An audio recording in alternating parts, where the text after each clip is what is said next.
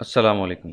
Stirling learning में खुशामदीद। आज के इस लेक्चर में हम फ़िज़िक्स सेकंड ईयर की बात करेंगे और ये हमारा 20वां लेक्चर है।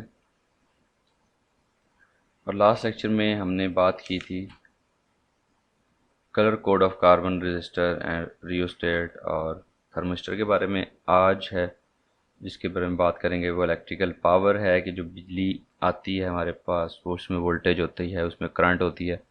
तो वोल्टेज और करंट से हमें क्या मिलता है? हमें पावर मिलती है। बेसिकली ट्रांसफ़र ऑफ एनर्जी होती है और ट्रांसफ़र एनर्जी जो है उसकी पावर कैलकुलेशन जो है विद रिस्पेक्ट टू टाइम होती है। तो electrical power with respect to time, कितने टाइम में कितनी एनर्जी मिलती है, उसको हम इलेक्ट्रिकल पावर कहते हैं।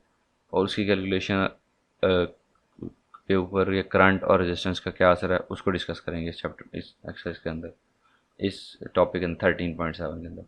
Electrical power and power dissipation in resistors consider a circuit consisting of a battery E connected in series with a resistance R. Steady current I flows through the circuit and a steady potential difference V exists between the terminal A and B of the resistor R. यहाँ पे उसने figure बनाई हुई है, मैं यहाँ दोबारा बना देता हूँ। फिगर 13.6 है, पेज नंबर आपके पास 42 के ऊपर। इसको यहाँ पे कह रहा है उसने एक वोल्टेज सोर्स, जिसको ईएमएफ सोर्स भी कहते हैं, ई दिया हुआ है और ये कनेक्टेड है एक रजिस्टर आर के साथ सीरीज़ में। तो इसके इन दो पॉइंट्स के दरमियान क्या है? वोल्टेज डिफरेंस वी है और करंट आई जो है वो मूव कर रहा है आपकी सर्किट के अंदर with between point A and B. अब अच्छा, इसको अब आगे डिस्कस करेंगे। In this circuit the battery is continuously lifting charge uphill through the potential difference V using the meaning of potential difference the work done is moving. अच्छा, battery क्या करती है, यहाँ से चार्ज इधर आया, ये बेसिकली चार्ज मूव कर रहे हैं। जब यहाँ पे पहुँचा तो यहाँ से लो पोटेंशियल पे आएगा, वो लो पोटेंशियल से हाई पोटेंशियल पे बैटरी उसको लेके जाती है। तो सो battery puts a work, put in work. Battery जो है वो इसके अंदर काम करती है। अब बैटरी जब काम करती है तो उसका फॉर्मूला हमने पढ़ा हुआ है, W is equals to Q V. Q V, तो जब डेल W क्या होगा, कितना वर्क में इजाफा होगा जब हम डेल क्यू चार्ज को मूव करेंगे through voltage V. This is the energy supplied by the battery. The rate at which the battery is supplying electrical energy is the power output or electrical power of the battery. पहले भी हमने energy और power को पढ़ा हुआ है ninth में, seventh chapter के अंदर के। एनर्जी जो क्या होती है, ability of body to work, but power is the rate of its doing work, जो होता है rate of supplying energy। Rate जब भी आ जाता है तब भी टाइम की बात आती है। तो इस तरह जो इलेक्ट्रिकल पावर है वो भी यही होगी। इलेक्ट्रिकल पावर में ई पावर लिख रहा हूँ। ये क्या होगा आपके पास, energy supplied over time taken. Energy supplied जो डेल डब्ल्यू है, ये एनर्जी सप्लाइड है। ओवर टाइम टेकन जो है वो डेल टी है, चेंज इन टाइम। तो ये आपके पास हाँ डेल क्यू भी है, ठीक है। अब अगर मैं इस v को अलहदा कर लूँ और del Q by del T लिखा रहने दूँ तो del Q by del T क्या बनता है? Change in charges over time क्या होगा, हमने पढ़ा हुआ आई का फार्मूला क्या होता है, Q by T. So del Q और डेल टी, तो ये भी आपके पास आई ही होगा। तो हम यहाँ पुट कर देंगे ई पावर, मेरे पास क्या बन जाएगी फिर, v इंटू आई। वोल्टेज और करंट अगर मैं मल्टीप्लाई कर दूं, ये जो वोल्टेज और जितना करंट गुजर रहा है, वोल्टेज डिफरेंस जितना बन रहा है और जितना करंट गुजर रहा है, तो वो मेरे पास ई पावर आ जाएगी या इलेक्ट्रिकल पावर आ जाएगी। इक्वेशन 13 पॉइंट, ये जो इक्वेशन है is a general relation for power delivered from a source of current I operating on voltage V in the circuit as shown. The power supplied by the battery is expended और dissipated in the resistor R. The principle of conservation energy tells us that power dissipated in a resistor is also given by this equation. ये power supplied है, जितनी power supply होगी वो register use करेगा, तो ये क्या होगा, जो पावर डिसिपेटेड जो होगी वो भी आपके पास इसी से निकलेगी,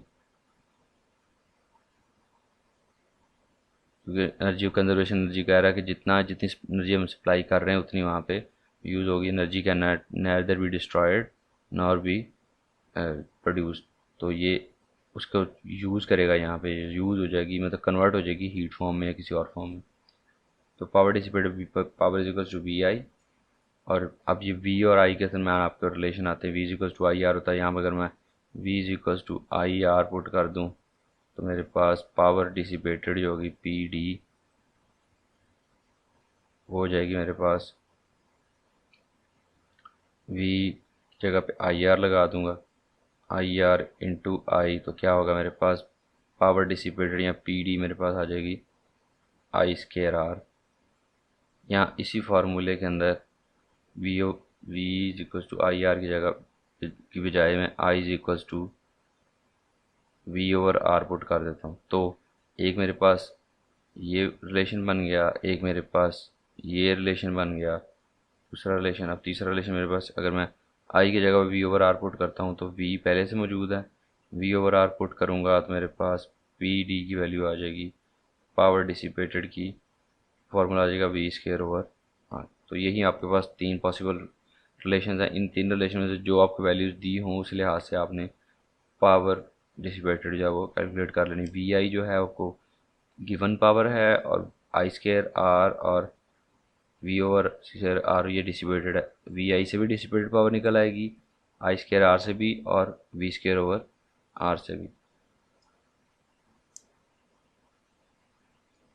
पावर का यूनिट वाट होता है, आप लोगों को पता है पहले ही। तो अब उसके बाद अगली बात है जी electromotive force and potential difference. We know that source of electrical energy, say a cell or a battery, when connected across a resistance, maintains a steady current through it। कहता है जब भी हम कुछ सेल या बैटरी लगाते हैं तो एक स्टेडी करंट है, एक करंट जो जिसकी वैल्यू बार बार चेंज नहीं हो रही होती है, एक तरतीब से जो वैल्यू होती है वो सेल या बैटरी उस सर्किट के अंदर प्रोड्यूस कर देती है। ठीक है। This cell continuously supplies energy which is dissipated in resistance of the circuit। Circuit के अंदर जो भी जितने भी इक्विपमेंट लगे हैं उसके अंदर जो जितनी भी रेजिस्टेंस है उसके क्रॉस उसकी जो एनर्जी है वो डिसिपेट हो जाती है, ज़ाया होती है, ख़त्म होती है। Suppose when a steady current has been established in the circuit, charge del Q passes through any cross section area of the circuit in term del T। During the course of motion, this charge enters the cell at its lower potential and leaves the high potential। वही बात कि ये resistance आ रहा है, यहाँ से आपके पास voltage source है, इसको ई बोलते हैं, प्लस माइनस। यहाँ से करंट इधर गया, यहाँ पे आके उसकी एनर्जी लो होगी तो वो बैटरी उसको एनर्जी सप्लाई करेगी, फिर से ऊपर भेज देगी। ठीक है। तो वही बात कि डेल डब्ल्यू जो है वर्क डन करेगी बैटरी जो है उसको ऊपर ले जाने में। तो आपके पास जो ईएमएफ होगी वो डेल डब्ल्यू और जितना चार्ज आप ऊपर मूव करोगे उन दोनों के रिलेशन के बराबर होगी कि इतनी EMF of this source is there. It may be noted that electromotive force is not a force that we would not measure it in newtons। The new unit of EMF is joules per coulomb which is volt। Electromotive force जो है वो एक force नहीं है, वो एक voltage है, potential difference, जिसको हम वोल्ट्स में मेजर करते हैं। Energy supplied by the cell to the charge carrier is delivered from the conversion of chemical energy to electrical energy. तो आपको पता है बैटरी के अंदर केमिकल एनर्जी होती है, उसको हम इलेक्ट्रिकल एनर्जी के अंदर कन्वर्ट करते हैं। Like other components in circuit a cell also differs from resistance और है सेल और है। This resistance is due to the electrolyte present. अच्छा, ऑफर सम रेजिस्टेंस। जब भी कोई भी सर्किट के अंदर कोई चीज़ लगाएं, चाहे आप इलेक्ट्रिकल ये लगा दें या कोई भी और लगा दें, तो उसकी अपनी भी, ये तो रेजिस्टेंस हमने लगाई है ना, सर्किट की रेजिस्टेंस है, ये इसके अंदर अपनी भी एक रेजिस्टेंस मौजूद होगी, जिसको वो कह रहा है जी किसकी वजह से होती है, ये आपकी इलेक्ट्रोलाइट प्रेजेंट उसकी वजह से होती है। जो इलेक्ट्रोलाइट होता है उसके अंदर भी कोई ना कोई रेजिस्टेंस होती है, क्योंकि मॉलिक्यूल्स होते हैं, जब मॉलिक्यूल्स होते हैं तो करंट गुजरते हुए उन मॉलिक्यूल्स और वो आइंस जो हैं वो रास्ता रोकते ही रोकते हैं। हमने पहले पढ़ा था शुरू में, जहाँ पे करंट की इस्टेब्लिशमेंट होती है वहाँ पे हमने चीज़ को बड़ी डिटेल से डिस्कस किया हुआ। उसी चीज़ को डिस्कस करते हुए कहता है इंटरनल रेजिस्टेंस अगर मेरे पास एक सर्किट की रेजिस्टेंस आर है और इंटरनल रेजिस्टेंस स्मॉल आर है, तो टोटल रेजिस्टेंस क्या हो जाएगी, आर प्लस स्मॉल आर, ये आर टी हो जाएगी टोटल रेजिस्टेंस।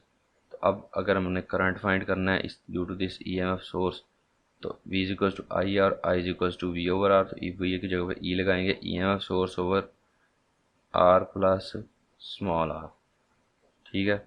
और ई आपके पास आ जाएगा, जब ये इधर आके मल्टीप्लाई होगा, I capital R plus I small are.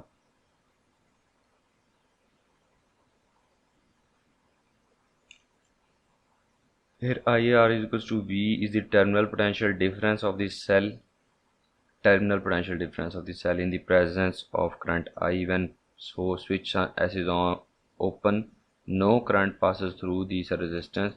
In this case, the voltmeter reads the EMF as terminal voltage. Thus, terminal voltage of present as the current switched on would be less than the EMF of by IR.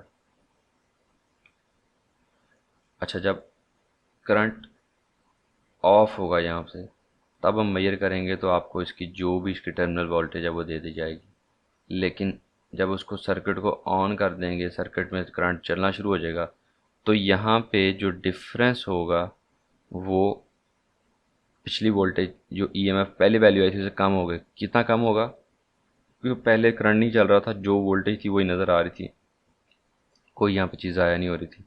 लेकिन अब क्या है, यहाँ पे एक आई R की वजह से एक वोल्टेज यहाँ पे भी वो वोल्टेज की वैल्यू को कंज्यूम कर रहा है, तो ड्रॉप ऑफ वोल्टेज हैपनिंग है।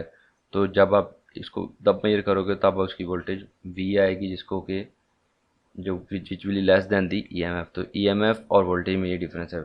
ईएमएफ होती है जब आपकी बैटरी सर्किट बंद हो और बैटरी के अंदर जो मैक्सिमम पोटेंशियल डिफरेंस आ सकता है उसको ईएमएफ बोलते हैं, आम लफ्ज़ों में इसका मतलब बता रहा हूँ।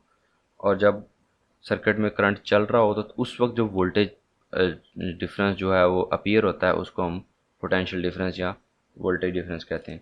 The EMF is the cause and potential difference is its effect. ये इसने उसकी डिफरेंस भी आप लिख सकते हो, ईएमएफ और पोटेंशियल डिफरेंस में फ़र्क क्या है। कह रहा है ईएमएफ जो वजह है और पोटेंशियल डिफरेंस उसकी वजह से उसका इफेक्ट है। ईएमएफ सर्किट ऑन हो या ऑफ हो तब आपको सही उसकी वैल्यू पता चलेगी, तो वो ऑलवेज अवेलेबल है। जब सर्किट ऑन होता है तो उसकी वजह से करंट में सर्किट में करंट गुजरता है, उसकी वजह से वोल्टेज ड्रॉप्स होते हैं, वोल्टेज आप रीड कर सकते हो जगह जगह पे।